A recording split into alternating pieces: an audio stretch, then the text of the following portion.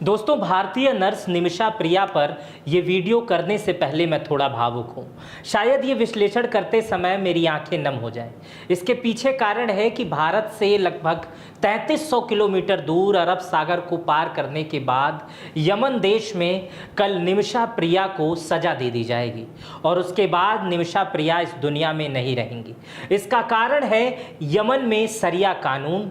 आज इसी निमिषा प्रिया केस को लेकर के सुप्रीम कोर्ट में, भारत के सुप्रीम कोर्ट में सुनवाई हुई है। आज मैं उसका विश्लेषण करूंगा कि आज भारत की सुप्रीम कोर्ट ने क्या कहा है, क्या है पूरा निमिषा प्रिया केस का मामला, जिस मामले में भारत का प्रधानमंत्री कार्यालय, जिस मामले में भारत का विदेश मंत्रालय और भारत का सुप्रीम कोर्ट भी इंटरफेयर कर रहा है, उसके बावजूद यमन में निमिषा प्रिया की सजा नहीं रुक रही है। आज मैं इस मामले को पूर्ण तरीके से आपको बताऊंगा। हालांकि इस निमिषा प्रिया केस पर मैंने इससे पहले भी 2 विश्लेषण वाले वीडियो किए हैं।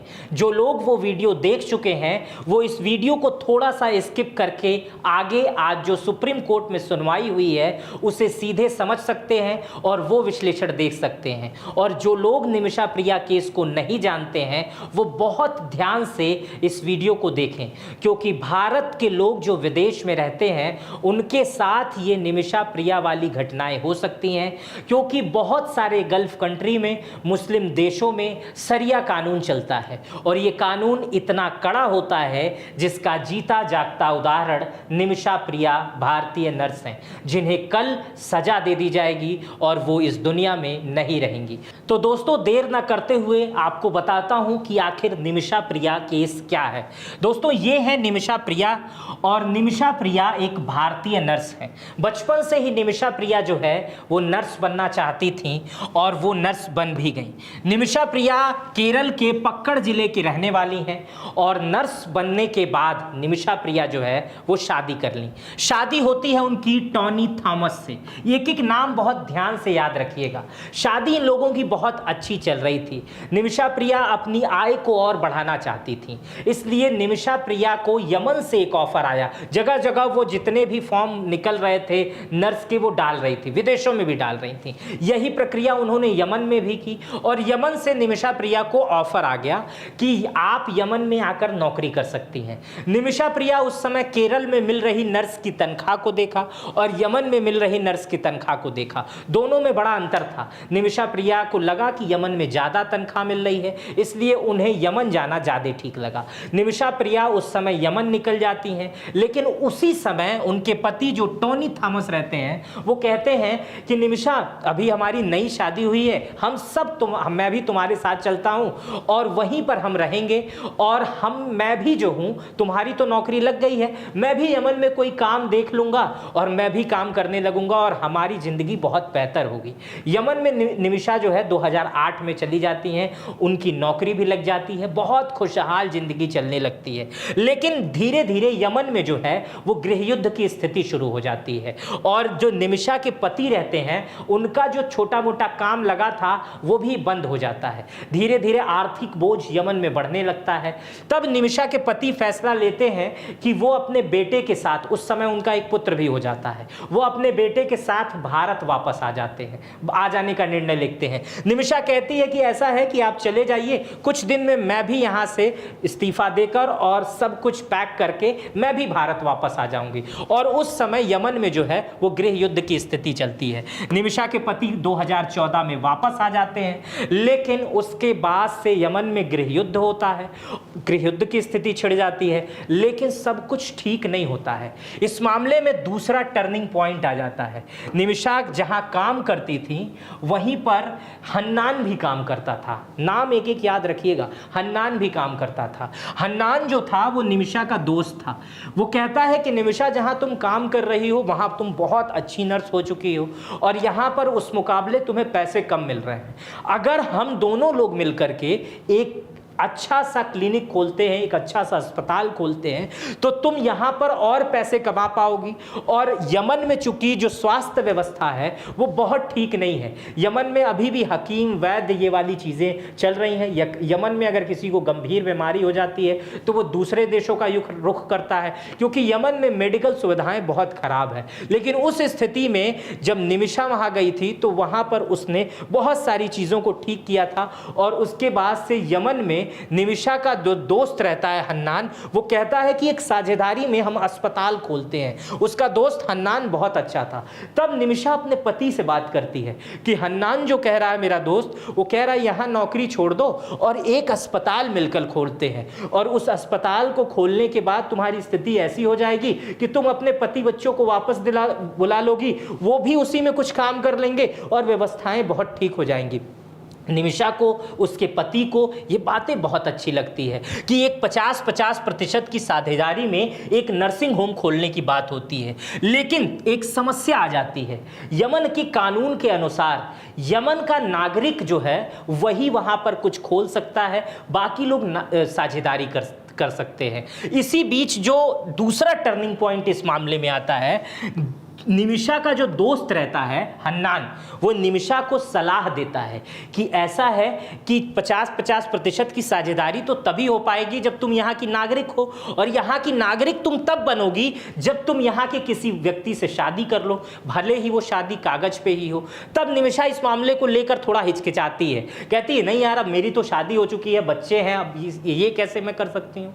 तब वो अपने पति से बात करती है। उसका पति जो टोनी थॉमस रहता है वो हन्नान से भी बात करता है, निमिषा से भी बात करता है, और एक आइडिया निकालता है इस बीच में, और कहता है कि मेरा एक दोस्त है, उसका नाम है तलाल अब्दो महदी, वो बहुत अच्छा व्यक्ति है और वो तुमको भी जानता है, हन्नान को भी जानता है, वो एक बेहतरीन व्यक्ति है, तुम उसके साथ कागज पे शादी कर लो, कागज पे शादी कर लो, सारी चीजें व्यवस्थित हो जाएंगी और वहां कागज पे चीजें बनी रहेंगी और तुम्हारा नर्सिंग होम भी चलता रहेगा। तलाल अब्दो मेहदी से जो निमिषा का पति रहता है वो बात करता है, और उस समय तलाल अब्दो मेहदी तैयार भी हो जाता है, कहता है ठीक है हम ये कर लेंगे, लेकिन इस मामले में हम जो है कुछ पैसे भी लेंगे, हिस्सेदारी भी लेंगे, और तुम्हारी पत्नी का पासपोर्ट भी रख लेंगे। तो उस समय उन लोगों को लगता है कि भाई ये हिस्सेदारी तो ठीक है, ये पासपोर्ट वाली बात जो कर रहा है ये सब मजाक है, और रख भी ले तो क्या कर लेगा, इतना अच्छा दोस्त है, इतने वर्षों से संबंध है। निमिषा का जो पति रहता है जब व्यापार करता है तो उसी के साथ करता रहता है, तो ये सारी व्यवस्थाएं बड़ी अच्छी चलती रहती हैं। तो इसी तरह सब कुछ ठीक चलने लगता है। कागज पे निमिषा की शादी तलाल अब्दो मेहदी से हो जाती है और 50-50% पर एक नर्सिंग होम भी खुल जाता है। सब कुछ बहुत अच्छा चलने लगता है। लेकिन इस मामले में आता है तीसरा टर्निंग पॉइंट। ये टर्निंग पॉइंट सुनकर आप हैरान हो जाएंगे। जो तलाल अब्दो मेहदी निमिषा से शादी किया रहता है सिर्फ कागज पर, अब वो लालची हो चुका रहता है। कहता है कि अब जो हिस्सा 50-50% का आप लोगों का था, उसके अलावा हमें और बड़ी साझेदारी चाहिए, मुझे और हिस्सा चाहिए। और वो तलाल अब्दो मेहदी जो निमिषा पर कागज का पति था, अब वो उस पर और दबाव बनाने लगता है, नैतिक अनैतिक पत्नी वाला व्यवहार करने के लिए कहता है। जगह जगह जाकर निमिषा के बारे में उल्टी सीधी बातें करता है और कहता है कि वो तो मेरी पत्नी है, वो कभी भारत नहीं जाएगी, देखो उसका पासपोर्ट मेरे पास है। इस तरह की बातें करने लगता है तलाल अब्दो मेहदी। लेकिन निमिषा इस बात से बहुत हैरान हो जाती है, कहती है यार तुम परसेंटेज लो, सब कुछ करो, कुछ और बढ़ा दे रही हूं, लेकिन ये सब फालतू की बातें मत करो। और जिस तरह की अनैतिक काम तुम मुझसे करने के लिए कह रहे हो, पत्नी वाला व्यवहार, मैं एक पतिव्रता नारी हूं, मेरा पति केरल में रह रहा है और मेरा तुम इस तरह से फायदा ना उठाओ। निमिषा पर वो बहुत दबाव बनाता है, बद्दे बद्दे मजाक करता है, बहुत सारी बातें करता है। निमिषा इस बात को लेकर अपने पति किससे बातें करती है और पति कहता है कि ऐसा है तुम उसके खिलाफ शिकायत कर दो थाने में, और जब थाने में शिकायत करोगे तो उसे सजा हो जाएगी। यमन का कानून इस मामले में बहुत कड़ा है। निमिषा ऐसा ही करती है। निमिषा 2016 में यमन में सिविल वॉर जब शुरू हो जाता है तो उसी दौरान कोर्ट का सहारा लेती है, पुलिस स्टेशन का सहारा लेती है और वहां पर जाती है और शिकायत कर देती है, पुलिस स्टेशन में शिकायत कर देती है और कहती है कि ये व्यक्ति जो है ये मेरा पासपोर्ट भी ले लिया है और ये मुझे जो है परेशान कर रहा है और इस तरह की चीज़ें कर रहा है। पुलिस जो है इस मामले को बहुत ध्यान से देखती है और निमिषा के कागज पर पति, जो कागज पर तलाल अब्दो मेहदी कागज पर पति है, उसको सजा दे देती है और 1 साल के लिए कारावास कर देती है। अब जरा गंभीरता देखिए यमन की जो कोर्ट है उसकी, कि एक भारतीय नागरिक यमन के नागरिक पर कहता, उंगली उठाता है और यमन की अदालत उसे सजा सुना देती है। बहुत कड़ा कानून है। और निमिषा उसी समय सोचती है कि अब ये सब नाटक हो रहा है और मुझे अब भारत वापस चला जाना चाहिए। 2016 का वक्त रहता है उस समय। 2016 के वक्त भारत ने ये मना कर दिया था कि कोई भी विदेशी नागरिक यमन नहीं जाए और जो यमन है वो वापस आ जाए, यमन में जो भारतीय है वो वापस आ जाए। भारतीयों को यमन से निकाला जा रहा था। लेकिन निमिषा के साथ एक बुरी स्थिति ये थी कि जो उसका पासपोर्ट था वो तलाल अब्दो मेहदी के पास था और उस समय तलाल अब्दो मेहदी जेल में बंद था, उससे वो पासपोर्ट ले भी नहीं सकती थी। निमिषा की उस समय मजबूरी हो जाती है यमन में रहना, क्योंकि वो विदेश अपने देश में वापस आ नहीं सकती है।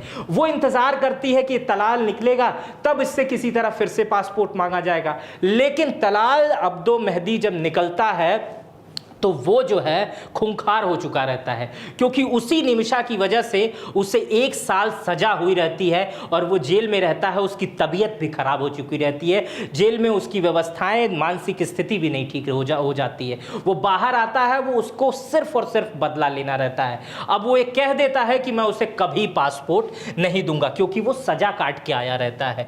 उसके बाद 2017 में जब वो छूट कर आता है तो पूरा मूड बना लेता है कि अब निमिषा को नहीं छोड़ना है, उसको पासपोर्ट नहीं देना है। निमिषा का पासपोर्ट वापस नहीं करता है और उसके बाद से आता है चौथा टर्निंग पॉइंट। ये टर्निंग पॉइंट सुनेंगे तो अब असली कहानी आपको समझ में आएगी, होश उड़ जाएगा। होता क्या है कि जो निमिषा का दोस्त हन्नान रहता है वो निमिषा को ये सलाह देता है कि सुनो निमिषा, तुम तो नर्स हो और इस समय तलाल अब्दो मेहदी घर पे उसकी तबीयत खराब है, जेल से छूट के आया है, उसे रोज इंजेक्शन लग रहे हैं, रोज दवाइयां दी जा रही हैं। तुम ऐसा है उसे इंजेक्शन एक लगा दो जिसमें बेहोशी का इंजेक्शन हो, और जब तुम बेहोशी का इंजेक्शन लगाओगी तो उसके घर में देखभाल करने के लिए तो कोई रहता नहीं है। उस स्थिति में हम जो पासपोर्ट तुम्हारा उसके घर में है उस दराज में हम लोग निकाल के रफू चक्कर हो जाएंगे। अगले दिन तुम फ्लाइट पकड़कर भारत चली जाना, यहाँ का जो तुम्हारा हॉस्पिटल का है उसको मैं सेल करके तुम्हें पैसे भिजवा दूंगा। इस बात पे निमिषा के पति और उसके बाद से हन्नान तीनों तैयार हो जाते हैं। चूंकि हन्नान जो है इसकी पूरी भूमिका बनाता है कि घर पे हम जाएंगे, एनेस्थीसिया जो बेहोशी का इंजेक्शन होता है उसको किस तरह से डोज देंगे। ये दोनों अगले दिन उसी तरह जाते हैं और उसके बाद से तलाल अब्दो मेहदी से सॉरी बोलते हैं, बातचीत करते हैं, उसको अपने बस में करने की कोशिश करते हैं। निमिषा तरह तरह के तेवर अपनाते कि ऐसा है कि यार जो हो गया वो हो गया, अब नहीं होगा, ऐसी गलती तुमने भी ताव न देखा, इस तरह की बातें जैसे किसी को भ्रमाया जाए उसी, ताकि वो बात मान जाए और निमिषा से जो उसको डेली डोज का इंजेक्शन लगता था वो लगवाने के लिए तैयार हो जाए। निमिषा की वो बात भी मान जाता है तलाल अब्दो मेहदी और निमिषा से इंजेक्शन लगवाने के लिए तैयार हो जाता है। लेकिन निमिषा उस समय शीशी जो है वो बदल देती है और बेहोशी का इंजेक्शन उसमें डाल देती है और बेहोशी का इंजेक्शन लगा भी देती है तलाल अब्दो मेहदी को। उसके बाद से जानते हैं क्या होता है, वो जो बेहोशी का इंजेक्शन होता है वो ओवरडोज हो जाता है और उसी ओवरडोज के बाद उसकी मौत हो जाती है। मौत के बाद हन्नान जो है और निमिषा घबरा जाते हैं। अब निमिषा उस समय चाहती तो मौत हो चुकी थी, पासपोर्ट उसको मिल चुका था, उसके बाद वो टिकट कटाती, तुरंत बाहर चली जाती। लेकिन निमिषा ऐसा नहीं करती है, कहती है मुझसे गलती हुई है, मैं जाके पुलिस को ये बात बता देती हूँ। पुलिस यहाँ की बहुत अच्छी है, कोर्ट यहाँ की बहुत अच्छी है। उसके बाद से पुलिस को ये बात बताती है, लेकिन पुलिस उसको गिरफ्तार कर लेती है, क्योंकि जब इसकी मौत हुई थी तब निमिषा ने ये बात तुरंत जाकर पुलिस स्टेशन में बता दी और पुलिस ने समझा कि ये जानबूझकर ये काम की, लेकिन निमिषा ने बिल्कुल ऐसा नहीं किया था। निमिषा ने जो काम किया था वो अपना पासपोर्ट वापस पाने के लिए बार बार वो पुलिस से कहती है कि मैं अपना पासपोर्ट उससे लेने गई थी, इसी चक्कर में सोची थी उसको बेहोश कर देंगे, लेकिन ओवरडोज अधिक हो गया और इसी ओवरडोज की वजह से उसकी जान चली गई। मैं जानबूझकर इस व्यक्ति को नहीं मारी हूं। लेकिन उस समय कोर्ट पुलिस कोई नहीं सुनता है और निमिषा को जो है सजा दे दी जाती है। निमिषा को शुरुआत में जो सजा दी जाती है उसमें यह सजा फांसी की होती है, लेकिन 2020 में यह मामला यमन की लोअर कोर्ट में पहुंचता है और वहां जो हन्नान रहता है उसे उम्र कैद की सजा मिलती है और निमिषा को फिर से फांसी की सजा मिलती है। शुरुआत से ही लग रहा था निमिषा को फांसी की सजा मिलेगी, लेकिन 2020 में लोअर कोर्ट जो है वो फांसी की सजा दे ही देती है और हन्नान चूंकि यमन का नागरिक रहता है इसलिए उसे उम्र कैद की सजा दी जाती है। 2023 में यह मामला सुप्रीम कोर्ट में पहुंचता है। ट्रायल पे ट्रायल चलते हैं, ट्रायल पे ट्रायल जैसे भारत में चलते हैं, उसी तरह 2023 में यह मामला यमन की सुप्रीम कोर्ट में चलता है। वहां भी इस सजा को बरकरार सुप्रीम कोर्ट रखती है और कहती है निमिषा को जो है वो फांसी की सजा ही होगी। इसके बाद निमिषा के पास सिर्फ एक चारा बचता है। निमिषा के पास चारा बचता है राष्ट्रपति से माफी। राष्ट्रपति रशद मोहम्मद अल अमीन के पास ये मामला पहुंचता है और राष्ट्रपति ने भी इस मामले पर दस्तखत कर देता है और राष्ट्रपति भी कहते हैं कि निमिषा को फांसी की सजा ही दी जाएगी। हालांकि इस मामले पर कंट्रोवर्सी है। राष्ट्रपति की तरफ से, यमन सरकार की तरफ से यह बयान आता है कि हमारी साइन नहीं है वो। इस समय सना पर, जहां पर जिस जेल में निमिषा बंद है, जिस कोर्ट ने यह फैसला सुनाया, वहां पर हूती विद्रोहियों का कब्जा है और उन्होंने ही यह सजा दी है, वही सरिया कानून चला रहे हैं। हम इस मामले पर विचार कर रहे हैं, हम बात करने की कोशिश करेंगे। हालांकि यमन में भारत का कोई राजदूत भी नहीं है, ना ही वहां पर कोई दूतावास है। सऊदी अरब, दुबई और अन्य देशों के माध्यम से हम वहां पर अपनी बातचीत रखते हैं। सीधे तौर पर वहां हमारा कोई राजनयिक नहीं है। स्थितियां ये हैं कि हूती से बात करें या यमन सरकार से बात करें, अभी ये स्पष्ट नहीं हो पा रहा है, क्योंकि हूती को राष्ट्रीय मान्यता अभी भारत की तरफ से या दुनिया में कोई संगठन ने मान्यता नहीं दी है किसी देश का प्रतिनिधित्व करने के लिए। लेकिन यमन की सरकार भी वहां कमजोर हो चुकी है, वो सिर्फ दिखाने के लिए है। भारत सरकार अगर उससे बात भी करती है तो उसका कोई वो निर्णय नहीं दे सकती है, क्योंकि इस समय हूतियों का कब्जा है सना पर, जहां पर इस समय इसे फांसी दी जा रही है। निमिषा को फांसी दी जाएगी भविष्य में। आइए इसको और बेहतर तरीके से समझाता हूं। इस स्थिति में कैसे बचाई जा सकती है निमिषा की जान। दोस्तों, सरिया कानून के हिसाब से ब्लड मनी का एक परंपरा है। इस ब्लड मनी से निमिषा की जान बचाई जा सकती थी, लेकिन ब्लड मनी से तभी जान बचाई जा सकती है जब जो पीड़ित परिवार है उसके परिवार का प्रमुख सदस्य ये राजी हो जाए कि हम उस मौत के बदले पैसा लेने के लिए तैयार हैं, और ये पैसा बहुत भारी मात्रा में हो सकता है, कुछ भी रकम मांगी जा सकती है। निमिषा की तरफ से जो संस्थाएं बनी है केरल की तरफ से, मुंह मांगी रकम देने को तैयार था तलाल अब्दुल मेहदी के परिवार को। भारत भी पैसा देने के लिए तैयार था।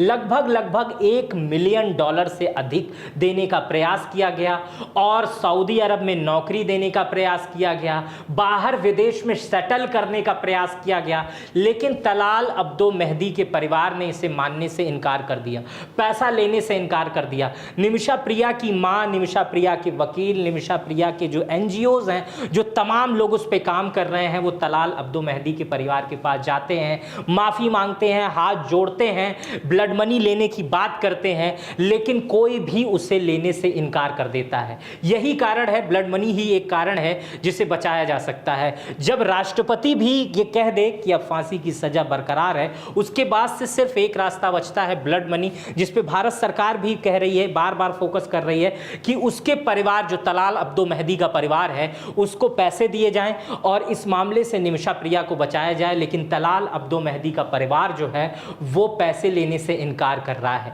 पहले एक शब्द में आपको ब्लड मनी के बारे में बता बता दूं, ब्लड मनी एक ऐसी व्यवस्था है दोस्तों जिसमें कुरान शरीफ में लिखा गया है कि कुरान में ब्लड मनी का समर्थन किया गया है और कहा गया है कि पैगंबर मोहम्मद ने समझाया था कि हत्या के एवज में 100 ऊंटों का भुगतान किया जा सकता है। और वक्त बदलता गया, पहले ऊंट का समय था लेकिन अब सोने चांदी और पैसे का समय आ गया, इसीलिए अब चीजें बदल दी जा रही हैं। इसी को कहते हैं ब्लड मनी, जिस पे बार बार फोकस किया जा रहा है और इसी ब्लड मनी से निमिषा की जान बच सकती है। इस समय जो स्थिति है, भारत अगर चाहे तो इस मामले में बहुत कुछ कर सकता है और भारत लगातार प्रयास भी कर रहा है। इस मामले को लेकर भारत जो है हूती विद्रोहियों से बातचीत कर सकता है या ईरान के हयातुल्लाह खमैनी से बात कर सकता है, क्योंकि ईरान का सीधा जो संपर्क है वो हूतियों से है। इस मामले में बहुत सारे डिप्लोमेटिक कार्य किए जा सकते हैं जिसमें भारत ओमान, कतर, इराक जैसे देशों का सहारा ले सकता है। भारत इमरजेंसी राजनयिक संकल्प का उपयोग कर सकता है। भारत के प्रधानमंत्री या विदेश मंत्री तीसरे देश से संदेश भिजवा सकते हैं कि एक हाई प्रायोरिटी केस है, इसमें मानवीय पहलू को प्राथमिकता दी जाए और भारत लगातार इस पर काम भी कर रहा है। और हम लोग भी इस विषय पर काम कर सकते हैं, हम लोग कैंपेन चला सकते हैं सेव निमिषा प्रिया। इंटरनेशनल लेवल पर जब हूती संगठनों पर भी ये दबाव पड़ेगा, यमन पर और दबाव पड़ेगा, तो शायद हमारी निमिषा को छोड़ा जा सके, उसकी सजा माफ की जा सके या उसकी जो सजा है उसको और अन्य तरीकों पे बदला जा सके। दोस्तों, इस तरह के कई उदाहरण आते हैं जिसमें लोगों का दबाव बना, सरकार का दबाव बना, तो बहुत सारे फैसले बदले गए। उदाहरण नंबर 1 मैं आपको बता दूं, 2018 का है। नवदीप सिंह को यूएई में उनकी फांसी टल गई थी। भारत सरकार ने सीधे ब्लड मनी और सीधे दूतावास से हस्तक्षेप करने की बात कही थी। इसी तरह 2014 में सऊदी अरब में भारतीय महिला को दया याचिका से राहत मिली थी। भारतीय प्रधानमंत्री और विदेश मंत्री वहां के क्राउन प्रिंस से सीधे अपील की थी और सीधे बातचीत की थी और इस मामले का हल निकाला था। दोस्तों, अगर वर्तमान स्थिति में बात करें तो आज जो है वो सुप्रीम कोर्ट में इस मामले को, भारतीय सुप्रीम कोर्ट में इस मामले को लेकर सुनवाई थी। अटॉर्नी जनरल भी मौजूद थे, 2 जजों की बेंच बैठी हुई थी और इस मामले को लेकर जो निमिषा प्रिया के एनजीओज हैं जो उनका केस लड़ रहे हैं वो सुप्रीम कोर्ट पहुंचे थे। इस मामले को लेकर क्या कहा सुप्रीम कोर्ट ने वो हम विस्तार से आपको बताने जा रहे हैं। जस्टिस संदीप मेहता ने सुनवाई के दौरान कहा कि यह एक संवेदनशील और दुखद मामला है। उन्होंने स्वीकार किया यह एक भारतीय नागरिक की जान संकट में है और अदालत इस पर पूरी तरह से सहानुभूति रखती है। कोर्ट ने कहा, हम किसी विदेशी सरकार को आदेश नहीं दे सकते। भारतीय सुप्रीम कोर्ट ने कहा कि हम किसी भी विदेशी सरकार को आदेश नहीं दे सकते हैं। जब याचिकाकर्ता ने आग्रह किया कि कोर्ट केंद्र सरकार को आदेश दे कि यमन सरकार के साथ वार्ता करें, तो कोर्ट ने स्पष्ट किया कि भारतीय सुप्रीम कोर्ट किसी भी विदेशी या उसकी न्यायिक व्यवस्था को आदेश नहीं दे सकता है। जजों ने पूछा, दूसरों देश से संबंध में आदेश किस प्रकार पारित किए जा सकते हैं, इसका पालन आखिर करेगा कौन? अगर हम विदेश में यमन को आदेश भी दे देते हैं तो यमन में उसे पालन करा लेने के लिए कौन होगा? यहां तो पुलिस व्यवस्था है, सारी व्यवस्था है, लेकिन यमन में कौन आदेश, अगर भारत की सुप्रीम कोर्ट यमन को आदेश सुनाती है तो यमन में कौन पारित करेगा? कोर्ट ने कहा कि हम केवल भारत सरकार से रिपोर्ट मांग सकते हैं। सुप्रीम कोर्ट ने कहा कि वह केवल सुनिश्चित कर सकता है कि भारत सरकार ने क्या क्या प्रयास किए हैं। इसके बाद कोर्ट ने केंद्र से स्थिति की रिपोर्ट मांगी और कहा कि 16 जुलाई तक क्या क्या प्रयास किए जा सकते हैं और अभी तक क्या क्या किया गया है। इसके बाद निमिषा के वकील ने यह कहा कि सरकार ब्लड मनी और मुआवजे के लिए मृतक के परिवार से बातचीत करनी चाहिए। मतलब कोर्ट में यह कहा निमिषा के वकील ने कि सरकार को आप आदेश करिए कि वो जो है निमिषा के ब्लड मनी के मामले पे सीधे बातचीत करे। उसके बाद कोर्ट ने कहा कि ब्लड मनी एक निजी समझौता होता है, इसमें सरकार प्रत्यक्ष नहीं बन सकती, सिर्फ हम सहायक की भूमिका निभा सकते हैं। ब्लड मनी वो प्रक्रिया होती है, मैंने शुरुआत में बताया कि जब राष्ट्रपति ने भी फैसला दे दिया कि अब इसे नहीं बचाया जा सकता, हम इसकी सजा लिख देते हैं, साइन कर देते हैं, उसके बाद भी ब्लड मनी एक ऐसी परंपरा है कि अगर उस व्यक्ति का परिवार ये चाह ले कि चल भाई हम तुमको माफ़ कर देते हैं, लेकिन इसके बदले तुम इतनी रकम हमें दे दो, तो ब्लड मनी व्यवस्था मानी जा सकती है। इसीलिए भारतीय कोर्ट ने भी कहा कि ब्लड मनी एक निजी समझौता है, इसमें सरकार प्रत्यक्ष पक्ष नहीं बन सकती,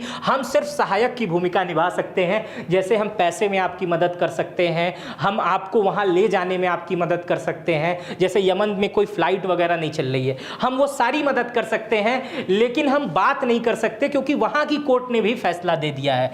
कोर्ट ने यह स्पष्ट कर दिया कि किसी इस्लामिक देश के शरीयत कानून में ब्लड मनी पूरी तरह से मृतक के परिजनों को स्वीकृति पर निर्भर करता है और उसमें सरकार से कोई जबरदस्ती नहीं कर सकता है। केंद्र सरकार ने जो किया वह संतोषजनक है।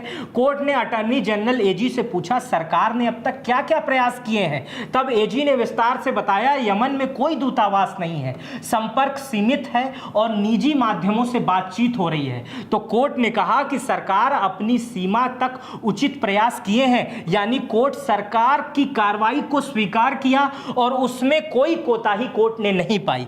अंतिम आशा को खुला रखा गया। सुप्रीम कोर्ट ने कहा कि आदेश नहीं दिया कि निमिषा की फांसी पर रोक लगे, लेकिन उसने ये कहा कि यदि सरकार के पास कोई नया समाधान या कोई नई जानकारी हो तो 15 जुलाई तक उसे सूचित कर दिया जाए। दोस्तों, कोर्ट ने सीधे सीधे कहा कि इसमें हम आदेश तो नहीं कर सकते क्योंकि दूसरा देश है, लेकिन हम सरकार को यह आदेश करते हैं कि इस मामले में कोई भी पक्ष आए, कोई भी हमारे लायक अगर काम हो तो हमें 15 जुलाई से पहले सूचित किया जाए और बताया जाए। इसके बाद से अटॉर्नी जनरल जो भारत के हैं, उन्होंने जो कोर्ट में पक्ष रखा वो भी मैं आपको बता देता हूं। दैनिक भास्कर में एक टिप्पणी छपी है अटॉर्नी जनरल की, उसके अनुसार यमन के राजनीतिक रूप से अटॉर्नी जनरल ने कहा है कि यमन कूटनीति रूप से मान्यता प्राप्त नहीं है। हम सार्वजनिक रूप से इस मामले में नहीं बोलना चाहते थे ताकि स्थिति और ना बिगड़े। हम निजी स्तर पर प्रयास कर रहे हैं। ये अटॉर्नी जनरल ने कहा कि हम व्यक्तिगत रूप से प्रयास कर रहे हैं, हम कई लोगों से बात कर रहे हैं। अटॉर्नी जनरल ने कहा कि सरकारी स्तर पर प्रयास जारी है। अटॉर्नी जनरल ने सुप्रीम कोर्ट में बताया कि केंद्र सरकार यमन सरकार से लगातार संपर्क में है और निमिषा प्रिया की फांसी की सजा को टालने के लिए राजनयिक प्रयास चल रहे हैं। भारतीय विदेश मंत्रालय इस मामले में डिप्लोमेटिक चैनल के जरिए सुलझाने की कोशिश कर रहा है। अटॉर्नी जनरल ने संकेत दिए कि यदि यमन सरकार के कानून के अनुसार विकल्प संभव हो तो भारत सरकार उस दिशा में भी कदम उठा सकती है। हालांकि उन्होंने साफ कहा कि कोर्ट इस प्रक्रिया में सीधे हस्तक्षेप नहीं कर सकता है, क्योंकि पूरी तरह से दो देशों के बीच के कूटनीति कानून का मामला है। उन्होंने कोर्ट को यह भी याद दिलाया कि यमन एक संप्रभु राष्ट्र है और उसके अपने कानून और न्यायिक प्रक्रिया है। भारत एक लोकतांत्रिक देश होने के नाते उसकी संप्रभुता का सम्मान करता है और किसी देश के आंतरिक मामलों में दखल नहीं दे सकता है। अटॉर्नी जनरल ने कहा कि भारत सरकार निमिषा प्रिया की मानवीय आधार पर रियायत दिलाने की कोशिश कर रही है। एक संवेदनशील मामला है, इसे भावनाओं से नहीं बल्कि संवैधानिक और अंतर्राष्ट्रीय कानून के तहत सुलझाया जा सकता है। ये हमारे अटॉर्नी जनरल का सुप्रीम कोर्ट में वक्तव्य था। अटॉर्नी जनरल ने कहा, इससे पहले मैंने सुप्रीम कोर्ट ने क्या कहा ये बताया, लेकिन इन सब बातों के बीच भारत की तरफ से लगातार प्रयास जारी है कि हम निमिषा प्रिया को यमन से बचा लाएं, जो उन्हें सजा मिली है उसे माफ करा दें, किसी न किसी तरह हम इस मामले में जीत हासिल कर लें। लेकिन अभी तक जो विशेषज्ञ बता रहे हैं, जो चीज़ें मैं समझ पाया हूं, ये थोड़ा सा मुश्किल लग रहा है। इसके लिए हमें और आपको थोड़ी सी एक मुहिम चलानी होगी। सेव निमिषा प्रिया ट्विटर पर चलाइए, यूट्यूब पर चलाइए, फेसबुक पर चलाइए, जहां हो सके मेरी ये वीडियो डाउनलोड करिए, अपने चैनलों पर लगाइए, फेसबुक पर लगाइए, ट्विटर पर लगाइए, सीधे प्रधानमंत्री मोदी को टैग करिए, सीधे यमन को टैग करिए और उनसे न्याय की एक तरह से विनती करिए, कहिए बस निमिषा को बचा लीजिए, बस अब यही रास्ता बचा है। ये हम और आप मिलकर कर सकते हैं। इस वीडियो पर अपनी प्रतिक्रिया देने के बजाय, अपनी बातें कहने के बजाय, कमेंट करने के बजाय अगर आप हैशटैग ही चला देंगे, हैशटैग सेव निमिषा प्रिया, या अब ये वीडियो डाउनलोड करके आप पोस्ट ही करना शुरू कर देंगे, तो शायद हम भारतीय नर्स को यमन में बचा सकें। मेरा नाम मित्र प्रकाश है। प्लीज़ इस काम को आप ज़रूर करिएगा। इस वीडियो पे प्रतिक्रिया दीजिएगा और यही प्रतिक्रिया दीजिएगा कि आप ऐसा काम करने जा रहे हैं और आपने ये वीडियो डाउनलोड कर ली है या शेयर करती है, या आप इस वीडियो पर नरेंद्र मोदी, प्रधानमंत्री नरेंद्र मोदी को टैग कर दिए हैं। अपना भी बेहद ख्याल रखिएगा और निमिषा का ख्याल जरूर रखिएगा। बहुत बहुत धन्यवाद।